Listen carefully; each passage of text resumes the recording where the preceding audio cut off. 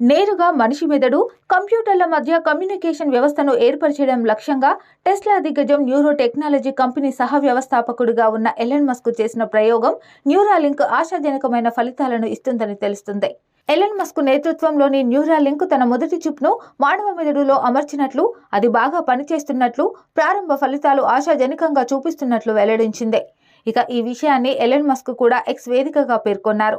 ఆదివారం నాడు మొదటిసారి ఒక పేషెంట్ మెదడులో న్యూరాలింక్ చిప్ ను అమర్చింది. మస్క్ యొక్క బ్రెయిన్ చిప్స్ స్టార్టప్ అమెరికా నియంత్రణ సంస్థ నుండి గత సంవత్సరం తన మొదటి మానవ ట్రయల్ నిర్వహించడానికి అనుమతిని సాధించింది. మస్క్ యొక్క మొదటి న్యూరాలింక్ ఉత్పత్తిని టెలిపతి అని పిలుస్తారు. ఈ చిప్ మానవ మెదడులో ఇంప్లాంట్ చేయడం కేవలం ఆలోచించడం ద్వారా మీ ఫోన్, కంప్యూటర్ లేదా ఏదైనా పరికరం నియంత్రణను ప్రారంభిస్తుందని చెబుతున్నారు.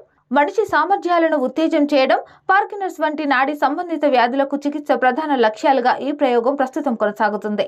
కృత్రిమ మేధస్సుకు మానవ జీవనానికి సహజీవన సంబంధాన్ని సాధించడం లక్ష్యంగా ఈ ప్రయోగాన్ని చేస్తున్నారు. ఈ చిప్ ద్వారా శరీర అవయవాల కదలికలను కోల్పోయి పక్షవాతం వచ్చిన వ్యక్తులు తమ ఆలోచనల ద్వారానే తమ స్మార్ట్ ఫోన్ను వేగంగా ఉపయోగించడానికి వీలు కలుగుతుంది. న్యూరాలింక్తో జంతువులపైన విస్తృతమైన పరీక్షలను నిర్వహించగా ప్రస్తుతం మానవులపైన ప్రయోగాలు మొదలుపెట్టింది. ఈ ప్రయోగం సక్సెస్ అయితే భవిష్యత్తులో మెదడుకు సంబంధించిన, మానవ జీవనానికి మేధస్సుకు సంబంధించిన అనేక వైద్య చికిత్సలలో కూడా కృత్రిమ మేధస్సు కీలకం కానుంది.